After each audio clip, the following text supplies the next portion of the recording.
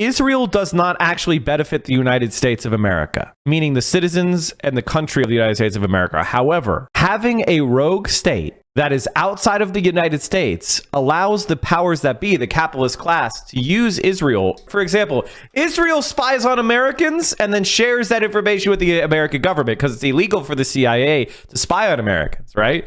And Americans spy on Israelis and share that information because the CIA is not allowed to operate within the United States. It can still get information from foreign partners that pick it up, right? Ooh, they didn't do it, right? And also just, they need to have Israel to do their dirty work in places like Africa, to support governments that we don't want to be seen supporting. It's a good cutout for us. And it's a bludgeon to pressure and divide the Middle East. We don't want two things, chat: pan-Arab nationalism and pan-African nationalism. Because if there was an African unification similar to the European Union, that would be a world power. If there was an Arab unification similar to the European Union, that would be a world power. So we're holding down those people, okay? We're holding them down by keeping them fractured and divided. Just like the logic of having Hamas in the West Bank, Hamas and Gaza Strip and Fatah and the West Bank, we're doing the same thing all over the world, keeping them divided. That's the interest that Israel serves, right?